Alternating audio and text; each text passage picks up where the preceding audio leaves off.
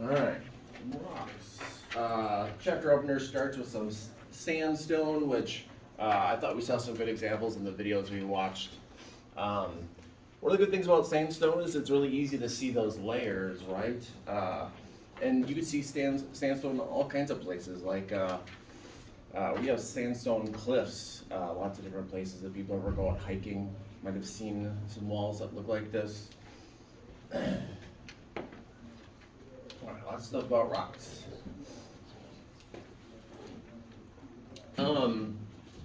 So a lot of human evolution is based on technologies that we've developed, including fire, which is a technology, including rocks, right? And starting to refine components of rocks, starting to make more and more complicated things through rocks. That took a very long time, and we're still archaeological sites are still digging up these little areas all over the place where there was kind of like little factories of people that would make specific types of rocks, and then they would trade them to other groups of humans for other rocks that they didn't have access to. This is kind of the first globalization in a way, even though it was many, many years ago. And you know, other human-like ancestors were also doing this, right? The Neanderthals, and a number of other proto-humans. They were using these rocks and these technologies. The other proto-humans weren't able to do move into the Iron Age and things like that. Hence, they're not here anymore. But grinding up rock and stuff, just even for things like pigment for doing cave paintings and whatnot, shows kind of a complex knowledge of different types of rocks. All right, so some definitions. Mineral, naturally occurring, crystalline, solid chemical element or compound with a uniform chemical composition. Because it has a uniform chemical composition, that actually makes it usually easy to kind of cut up and whatnot. Easy to kind of take apart. It's actually when you have, something like a rock, especially if it's composed of more types of minerals. That's part of the reason why granite is so strong, is because it's multiple types of rock, and so they interlock stronger than if it was just like one type of rock. Then it would be more kind of frail. Crystallization, the process in which atoms or molecules come together in an orderly pattern structure. So what that means is, usually if you go, I don't know if people have ever been out and about rock hunting. This is actually a crystal I got in Egypt. But basically, in a nutshell, a very slow, long process, right? You can imagine this sitting in water. But as, each of the atoms kind of come down, they build up on each other, creating these crystals that we saw some giant examples of. These are fragile, but I'm going to pass them around, and so you guys can kind of see what they look like. Here's another one. This is basically just one big crystal itself. Just some examples of crystals and crystallization.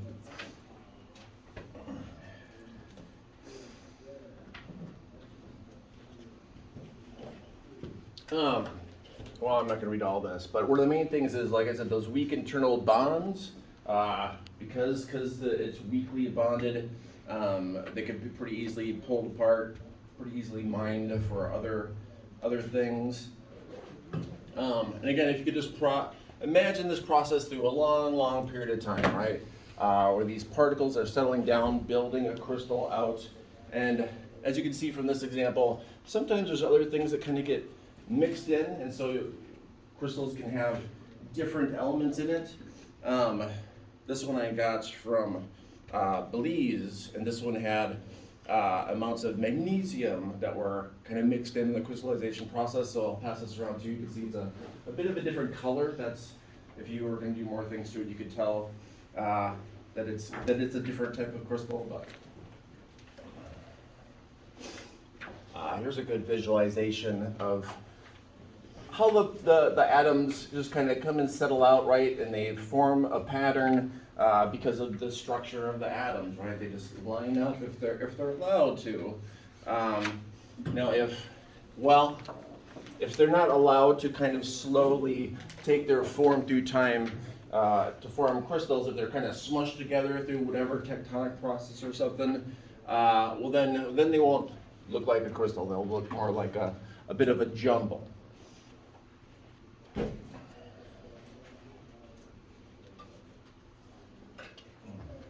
Mineral classes of rocks.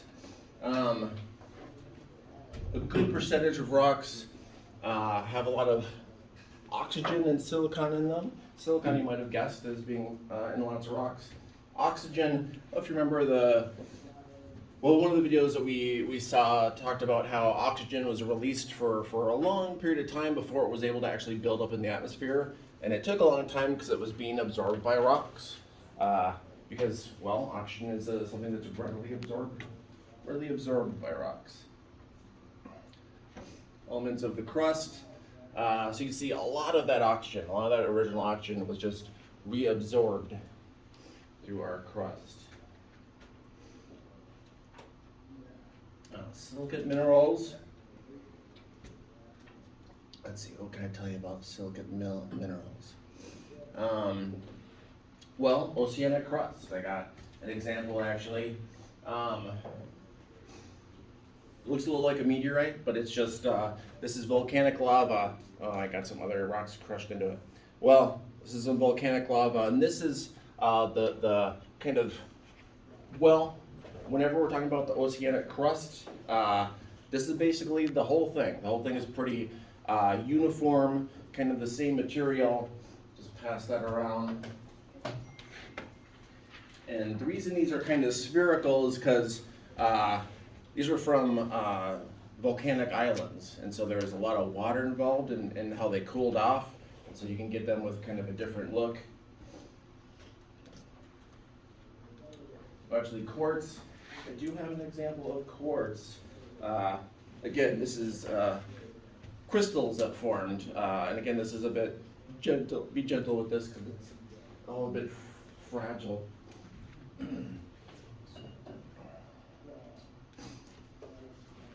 Non-silicate minerals, minerals that don't have silicate, right? They usually have combined with other things. I don't actually have examples of most of those things. Gypsum crystals. I wish I had some examples because those are huge, but we saw some videos that went over these. So rocks themselves, right? Usually multiple different types of minerals that are together, right? And they come about through lots of different ways. Sometimes they're sedimentary, right? Things are washed out and they eventually settle on top of each other. Sometimes they're pushed together through tectonic forces. Example of granite. This is why, like if you have a countertop, it'll often be granite, right? One of the stronger types of rock, because it has different types of actual minerals in it, and you can see that from the coloring, right? But these different ones mixed together create a real rigid structure. If it was just one thing, it would be much more fragile. Sedimentary rock, again, layers put down through time. I have a couple examples of sedimentary rock. This is actually taken out of Lake Calhoun. Oh no, Lake Bidimakaska, sorry. So a local lake, but you could see the layers of sedimentary rock. This one was taken from Alaska. So it's just another good example of sedimentary rock. You could see the layers.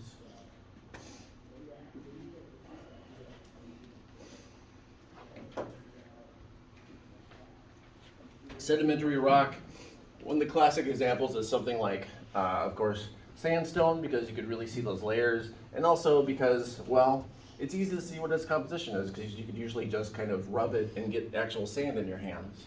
Other different types of sedimentary rock, often a longer process of laying down, but very common to be able to see these layers in it.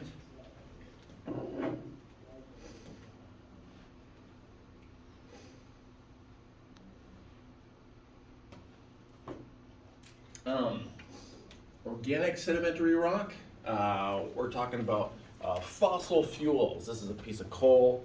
Fossils, in general, well, fossil fuels, they're made of fossils, right? Much of the coal that exists in the world came about when the continents were aligned in a different way. The Earth had a lot of land masses kind of around the equator, and the weather on those were all just kind of swampy, I guess is how I describe it, creating lots of organic material that got buried, sedimentary, through time, and now we dig them up and use them for fuel. The book refers to things like coal and fossil fuels as stored up solar energy, which, you know, kind of is like a tree when it's building itself. It's using solar energy and it's storing it up into the wood, and then when you burn the wood, you're releasing that energy, right?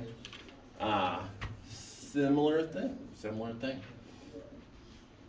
I think the only other types of rocks that you could burn are amber, which is popular jewelry and stuff you might not have realized, but actually they used to burn amber as kind of incense in a lot of different religions and their ceremonies and whatnot. So amber, when you see amber, probably most of you have seen it like in Jurassic Park when they have the mosquito in it and they're getting the mosquito DNA. Well, that's like I said, you could burn it because what is amber? It's sap from trees that has dried out and then aged, right? Sap from trees, well, that's organic, carbonous material. Sure, you can burn it. Chemical sedimentary rocks. This is usually kind of a longer process. You can still see the layers, and it's still a good way to kind of count back and look at what has happened during different periods of time. You could see from the coloring here, calcium carbonate. There aren't a lot of cliffs like this in the world. These are cliffs of Dover. Another one of the kind of classic areas to see sedimentary rocks is if you go to something like the Grand Canyon. And again, you could see these layers because, well, waterways have worn away through time, right? The book suggests when you're driving through areas and you're looking at where they've cut it out for the road, you could also often see the layers of rock. Let's see some definitions. Bedrock, rock that is structurally part of Earth's crust. This is one of the reasons why when they started to build, especially a real big building, they'll look where there's some bedrock, right? Where it's really solid, less likely to move through time and sink. Outcrops, areas of exposed bedrock. Mountains are a big classic example. But you know, hills can be bedrock as long as they're part of the underlying rock structure. Oh, here's a picture of what I was talking about with the road cut out. Rock families, igneous, sedimentary, metamorphic. Igneous, pretty simple. I would say the only kind of surprise about igneous rocks, well, they can have different compositions depending on what different types of minerals get mixed together before they all kind of get, well, heated up, put it that way. So I brought one from Costa Rica that had a lot of iron in the underlying material, and so the volcanic activity in the volcano itself is very red in color. So these things do kind of change. And then I got a example from another island in the Caribbean. Again, volcanic lava, but just a very different type of underlying material, finer grained. Sedimentary rocks, talked about a bit already, but I'll talk about it more. Metamorphic rocks, rocks that are formed from heat and pressure. Right, so metamorphic rock, what happens is you can have something like sedimentary rock. It's put down through time. right? And it gets kind of squished down. And then if it gets heated up, right? The amount of heated up can mix these things up, create a new type of rock. All right, so some examples. I do actually have an example, but it's alabaster. Alabaster is, well, each of these types of rocks, they're under pressure and heat, and so they change their chemical composition. Alabasters, well, marble has already been through this process of being heated up and then kind of the different chemicals kind of breaking up and coming together. This is what happens if this is taken for longer and more impurities are taken out. Lots of structures, if they can, are made out of alabaster. That's also from Egypt. A lot of mining in Egypt. Rock cycle. Well, first chain of this process is magma coming up. I have this kind of looks like a fossilized tree bark, but this is actually part of a lava flow. I'll pass it around. Actually, I have two that are part of lava flows. So this first beginning process, they do kind of look like fossilized tree bark, which is kind of cool.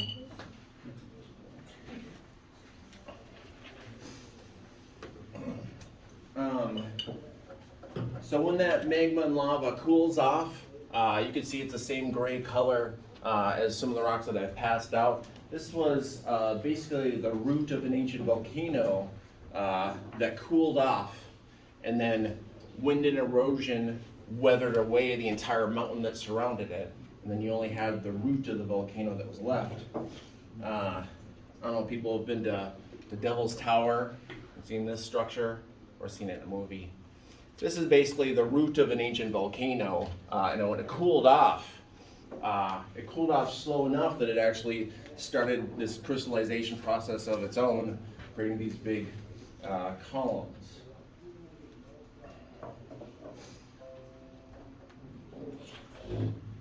So rock cycle, like I said, magma comes out. Often that rock can be mixed with other types of rock, making the structure more solid. But through time, it can degrade, it can be weathered away, and then it could be washed out into a new area and become a new type of rock, a sedimentary rock.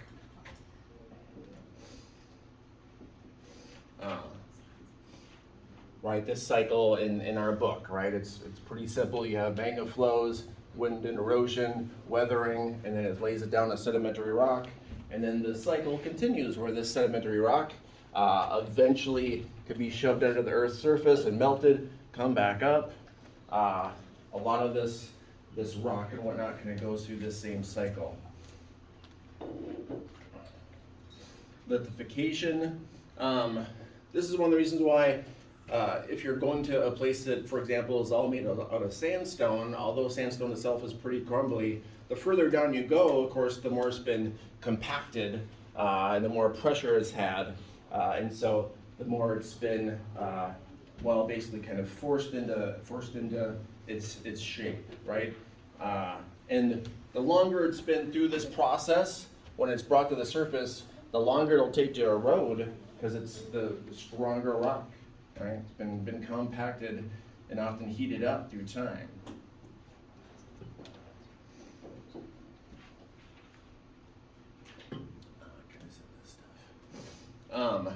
Another image kind of depicting this whole process. This is basically how all rocks form, right? And a part of them forming is a part of them being weathered and kind of taken apart again and then reforming again, right? When we're looking at the metamorphic rocks that I was passing around, again, those come about because you have a lot of heat, a lot of melting, but any point of this process, things can reverse course. Right, you could have this process happening and then suddenly tectonic uplift and then you see all these layers. You could have rocks that start to heat up and change chemically and then they're pushed back up. and then they might combine with other rocks, and then they come down again, and then they're melted, and they're a different composition, right?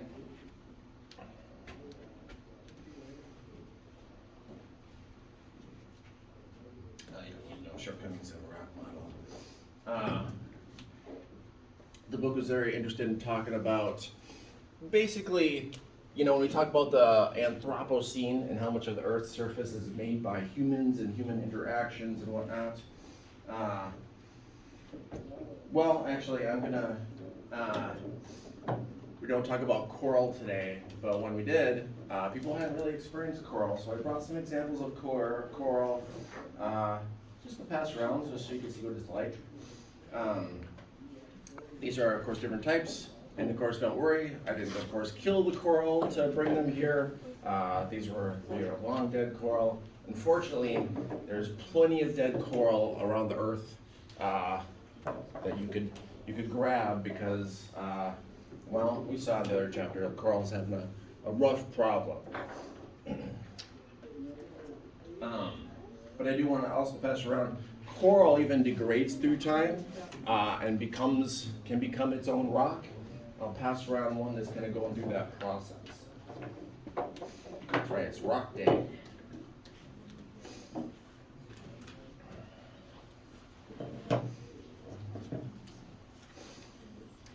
Some more specifics of some of the things that we were talking about before. Decompression, melting. Well, as I said, as the rock goes through these different processes and it's heated up, it could be heated up and not have that much pressure. It could be heated up and have a lot of pressure. And these things will do different things to the rock. Pressure will often kind of squeeze out, impurities from different types of rock, especially if it's heated up. That might make the process even simpler. Igneous rocks. I passed some out. What I passed out was basalt, which is, like I said, the main oceanic crust, and it's also the main material of most volcanoes in the world.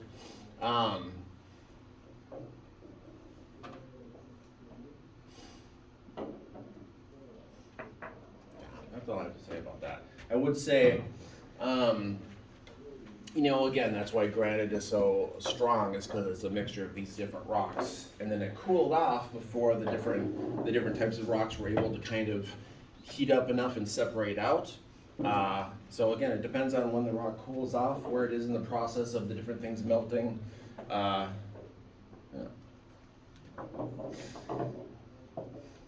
Flux melting.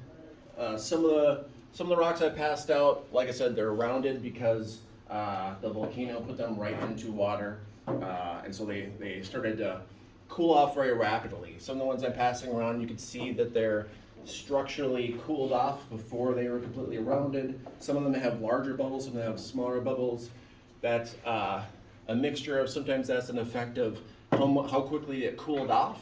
If you have a volcano right by the ocean or something and it's putting lava directly in the ocean, it cools off extremely quickly. If it's lava flows like the other ones I put out that are just flat, those are kind of taking their time to cool off, so they form different structures.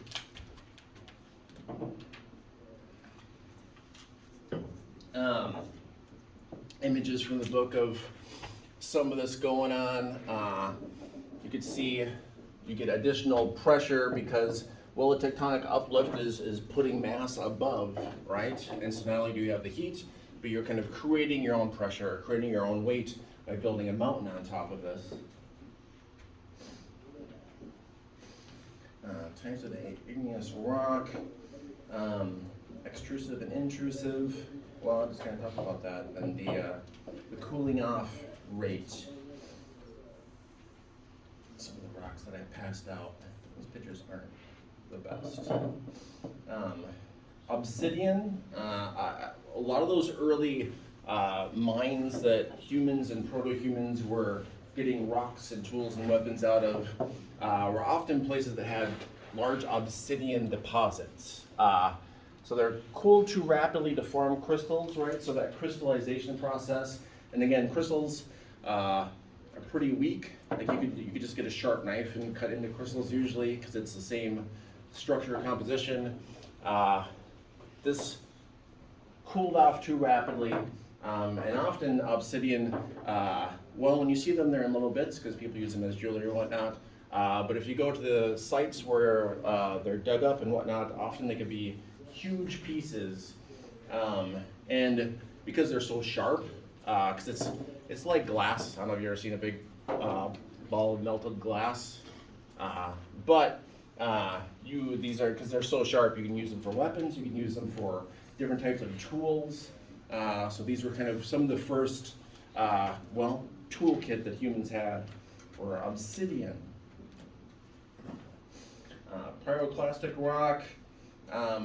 It's an unusual rock because it's kind of like sedimentary rock because, well, the materials are just kind of different types of rock are put together, except for that this is from an explosive force that forces these rocks together. So you can see it's a bit marbled, but you could kind of see these rocks were forced through an explosion together.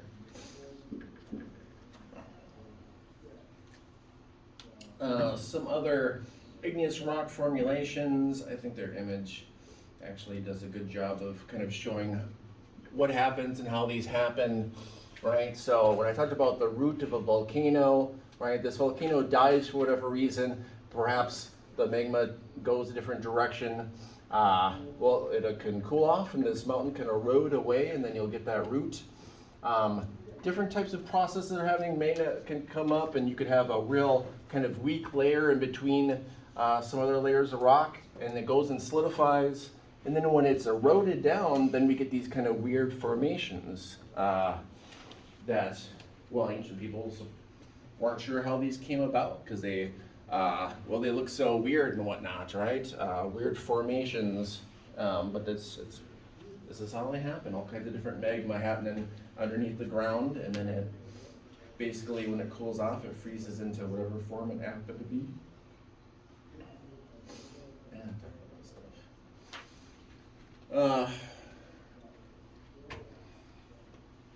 Some more examples of the same thing, right? And it's only through the erosion through time that these things are exposed.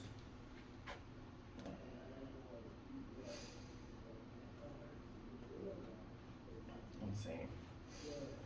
Glassy rocks. I would say similar to obsidian when they're talking about the glassy rocks situation. I think most glassy rocks are obsidian. I can't think of others.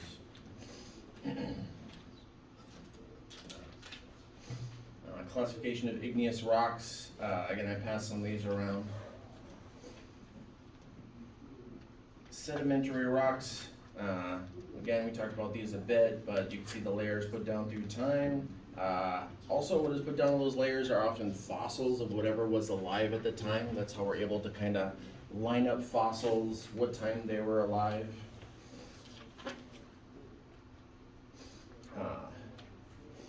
Talked about these sedimentary rocks already. Organic is not just fossil fuels, but largely that's what we use. Organic rock from, I'm not going to go through every single type of rock.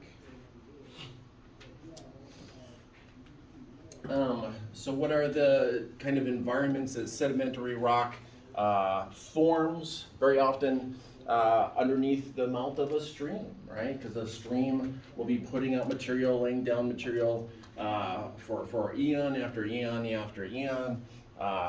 And so when we do see sedimentary rock, keep in mind it's probably in ancient times was at the end of a river, and then it has been pushed up. So when you see them in mountains and whatnot, that they're usually water was a big part of their process of them coming together. And we're going to talk about every type of, obviously sandstone comes from sand. I would say there are some places that you could still see the actual dunes that have become solidified. This is more in like Kansas and whatnot that has these. And then, well, you can go to Zion National Park to see some more. Again, they're environments usually involving water. So usually we're on coastlines. Can sometimes be lake beds, especially if they're really large lakes. But the process is quite a bit shorter, and lakes, not enough stuff kind of eroding into them. Other sedimentary rocks, peat. When I talked about, when we talked about deforestation before, and we were talking about some places like Indonesia, especially under the ground, is a lot of peat. There's a lot of peat, and if you do slash and burn agriculture, which is kind of like standard way of doing agriculture historically, but what has happened is in Indonesia, they have these huge palm oil plantations, and so they'll burn off a huge area of land, and then they will find out that actually right under the ground was a whole bunch of peat, and it is organic, and so even though it's a rock, it can burn, you could set it on fire. You could even use it as a fuel if you needed to. It's not as good as fossil fuels like coal. But what happens in these examples of slash and burn agriculture, the peat catches fire, and it is just so large and so under the ground that it can just kind of simmer and smoke just indefinitely. And what will happen is, they will have slash and burned to try to put in a palm oil plantation in this area, and it just stays burning. And so then they just leave, because it usually wasn't their land that they're doing it to anyway. It's land that might be a national park, could just belong to someone else. But a lot of deforestation and a lot of these palm oil plantations are technically illegal within those countries, but people do it anyway. Coal formation and distribution. You can see that, we got a good amount of coal. You could see that, Russia has a good amount of coal. China, India has a fair amount of coal as well. You can see plenty of places that don't have coal. Coal was very important as far as industrialization, right? And early mechanical development. And so countries that had a lot more coal, for example, were able to usually industrialize sooner, unless there was some other thing going on. And so the geography of resources like this can kind of point toward, why history has gone the way it has in some places. What this map doesn't show, and I kind of wish it did, was that there's lots of different types of grades of coal. When I say grades, the rocks I was passing around, you can kind of see sometimes there's impurities in it and whatnot. Coal can just have other stuff in it depending on what was around at the time when it was deposited. And so you could have coal that is what we would call clean, which means you burn it. And when you burn it, you're releasing carbon, sure, but carbon itself, although it's global warming and it retains heat, it's not like a chemical poison or anything, right? Coal in a number of different places. I would say specifically China and India, both have been rapidly developing and industrializing, and they use a lot of their coal resources for this. Actually, when I was in China, coal is so readily used that it's used for cooking, right? Or just heating your home. They come by with actual little bricks of coal that people just kind of put in little burners in their house, and people often cook with it, right? You can go to restaurants and if you want here and get coal-fired pizza and stuff. So it's not that's not a crazy thing to do, but unfortunately the coal grades, most of the coal grades in China and India have lots of impurities, so when they burn, there's lots of stuff that goes into the air. So for example, when I went to China, this was before the 2008 Olympics, they really tried to clean up for the Olympics because they felt that all the smog made them look bad internationally. But when I was there, I don't smoke, but the other people in my group said that it was like smoking a pack of cigarettes a day. And it's just like breathing the air. I would say my experience in India it was actually far worse than that. And China has cleaned up somewhat, but mostly just around Beijing, its capital city. It's easier to clean up a little area than a whole country. Because what they would have to do, and I would say European countries have done this, where you put in kind of scrubbers. What that means is, so you're burning coal, the air goes out, and you can have a filter system that, like, those impurities and stuff that, like, will make acid rain, right? And things that can destroy the environment, things that are unhealthy. You could have a filter that blocks that stuff. You still got to figure out what to do with that stuff, but it's not being breathed in then, right? But that kind of thing, like I said, Europe does a lot of that. The US does a bit, not as much as Europe, but that's expensive, and so you have to have an economy that's already grown and already has a lot of money in it to be able to clean it up to that level. Many countries have hoped that they could do what's called leapfrog development, which is like a lot of the early industrialization happened in Europe, and when it happened, there's tons of pollution because people didn't even think about it. It wasn't even a thought in people's minds. Not just coal, but pollution from all kinds of industrial processes that at the time were new, right? Making new chemicals for new things. And again, if you read like historical accounts, people working in these factories would often be poisoned and die from the different chemicals, but they just kind of really didn't know what these things were doing. A lot of countries, like I said, hoped that they could do kind of a leapfrog development where you look at industrialization and you say, well, we want the good stuff from it, but we don't want all the bad stuff, right? Europe, you had child labor and you had people working 18-hour days, 7 days a week, all this type of stuff, terrible pollutants, people dying very young. When the Industrial Revolution happened in Europe, in the short term, there was actually a decline of wealth and a decline of standards of living because industrial work was just so different, and there were no rules. There was no like worker protections or anything like that. So like you could beat up your employee if you want. What are they going to do? Quit? They can't. There's no other jobs available, right? And so that whole long, painful process of trying to like regulate those things, make labor less detrimental to the health of people, that took like over 100 years. Other countries, like I said, just want to skip that if they can. Some are doing okay with trying to skip some of these stages, but the coal polluting stage kind of stuck with the seams. Now, when I talked about burning coal and it being relatively cleaner in the U.S., that's true because we're lucky because our coal is a bit cleaner. But of course, there's lots of environmental problems still with mining. One of the worst ones is, well, mountaintop removal, right?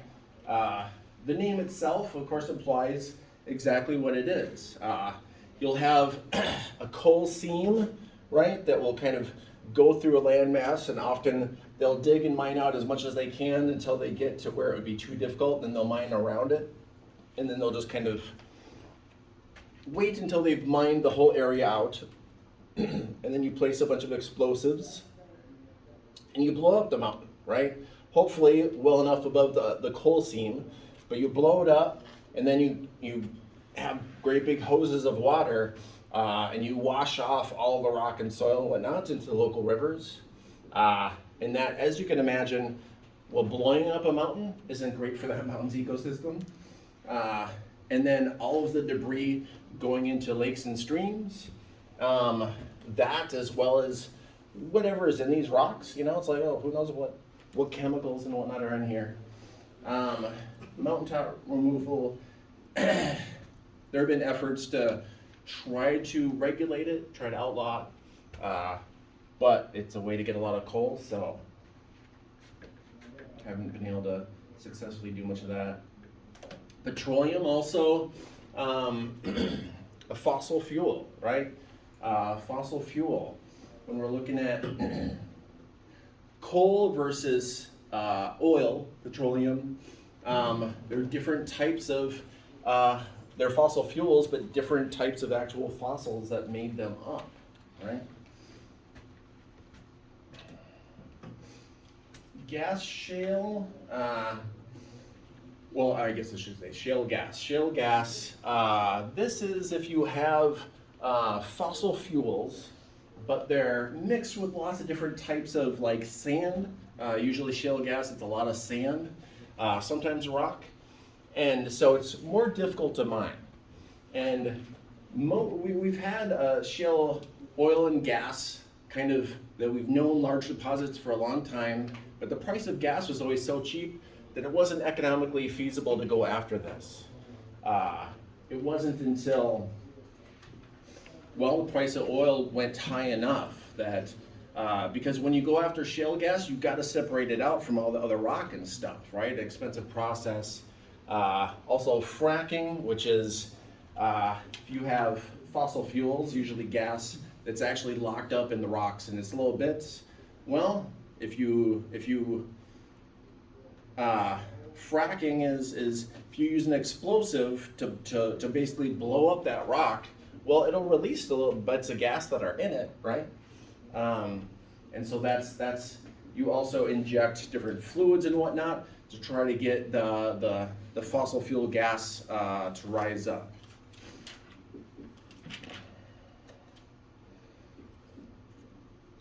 Evaporites, you get more types of rock.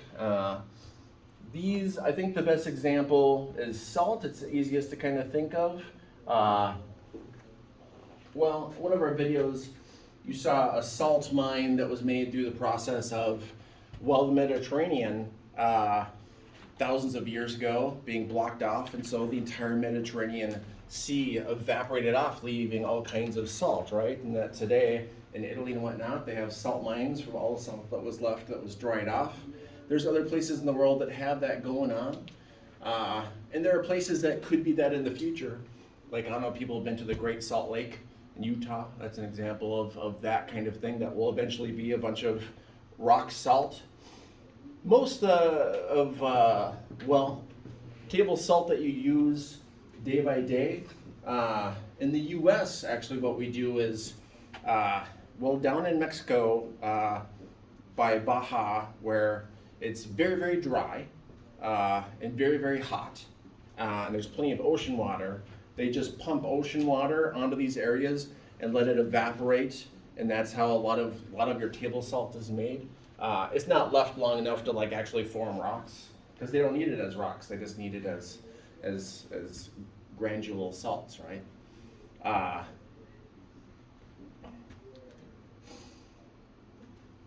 Right, evaporation process. A little visual, but it's a very simple concept, right?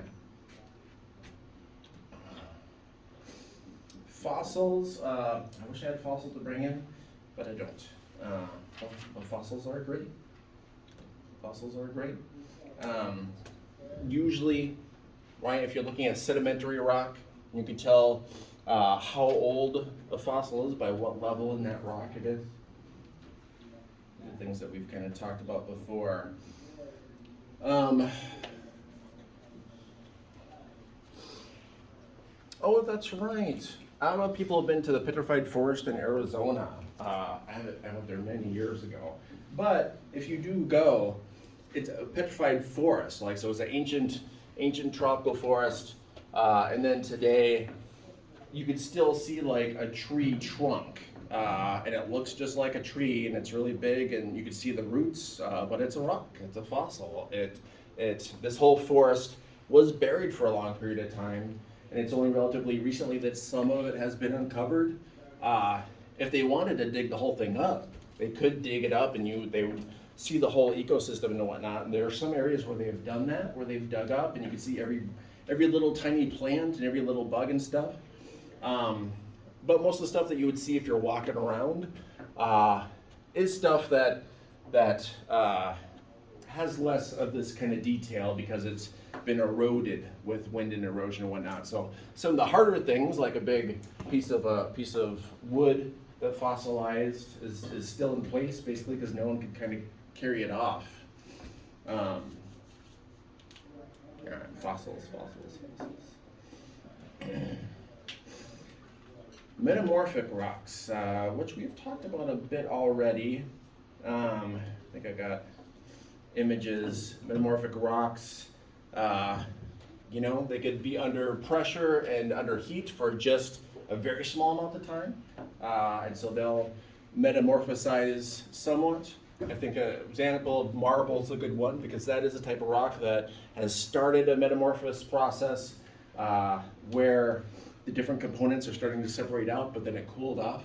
But if it reheats again for millions of years, then it's like the alabaster that I've passed around, where it's just like the white. But because it's all like one substance, it's pretty brittle. Metamorphic rock categories. I guess I would say, like I said, marble's one of them, and marble, very popular because it's a strong stone, but because it mostly has that one chemical component, it's easy to kind of chip off and grind off and make into things like statues. I'm not going to go through every type of rock and process.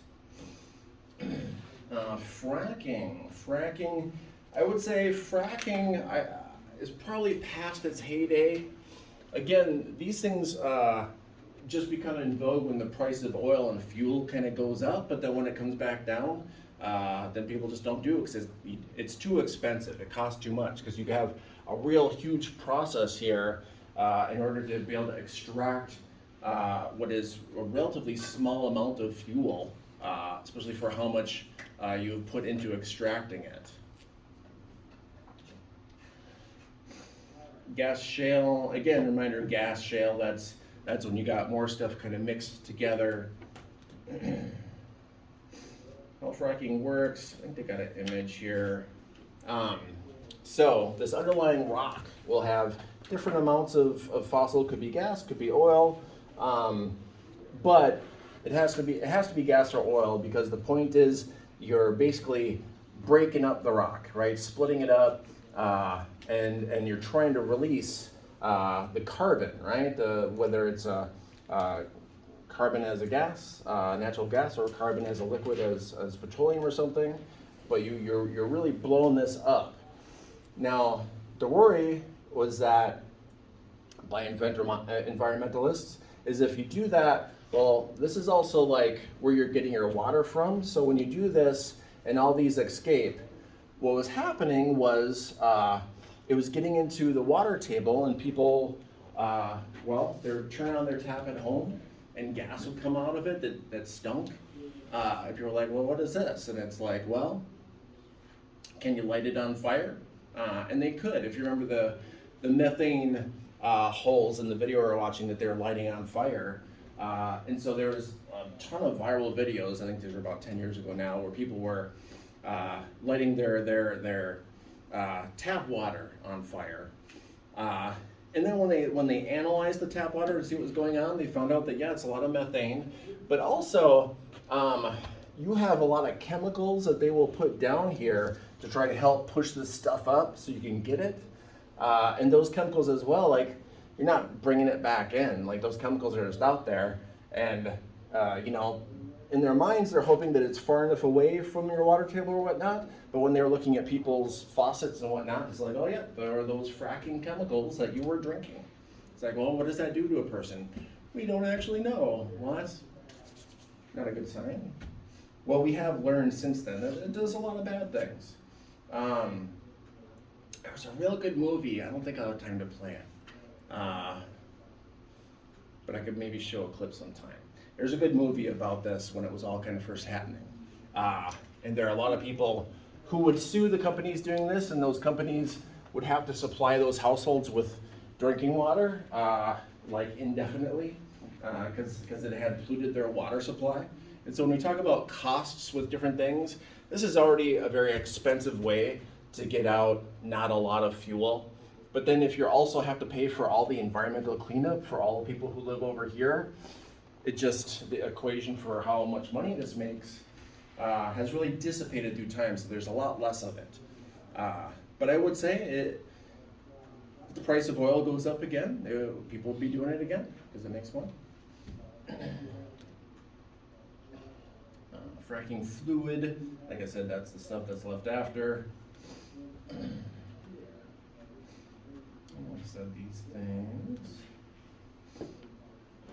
Oh, I didn't mention, you know, if you saw from the image, basically breaking up a whole bunch of rock underground, especially that had been solid mass of rock that you're now fragmenting and blowing up so you can get to the stuff. It may look like something that would cause an earthquake, and sure enough, a number of states that don't actually usually get earthquakes, but they've been starting to have more of this, and it was correlated with a great increase of fracking in some specific areas. Again, another reason why it's kind of dissipated through time. There's just all these, what you call in economics, negative externalities, right? A negative externality is you have a business, you know how much you're going to be coming in, you know how much you're going to spend. A negative externality is, oh, I suddenly have to spend a bunch of money on something else too. Well, now my business is not feasible. I'm not making money, so I'm out of business. That's what happened to a lot of fracking companies. But like I said, I think if the price of oil goes up, they would just come back again. Oh, here's one of those pictures of people lighting. Like I said, maybe I'll bring a video clip.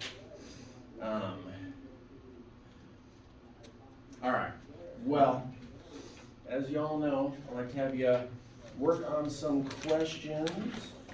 I did not bring my card deck, so I think I'm gonna let you self-select.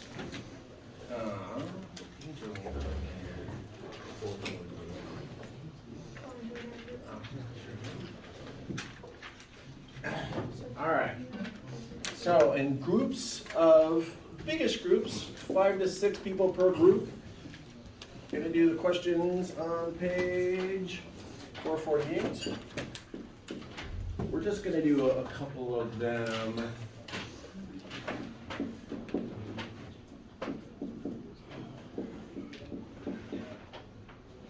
Two, 4, and 5. 2, 4, and 5, because the other questions are too easy.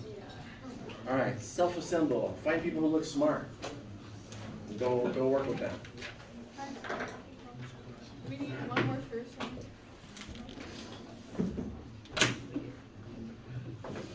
Would you like to join our group? Yeah, sure.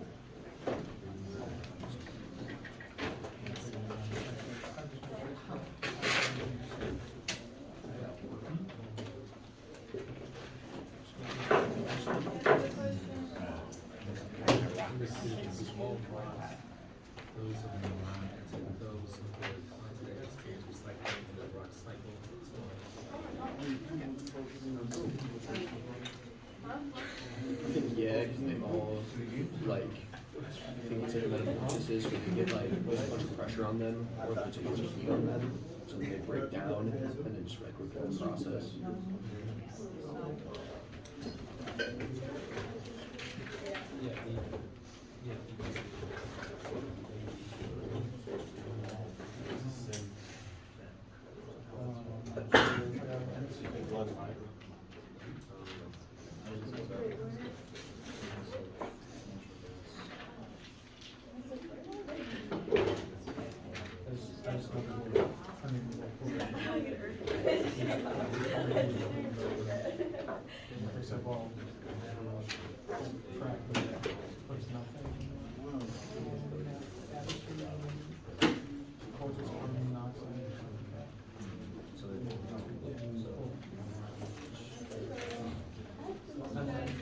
Yes, they all do because of the metamorphic cycle.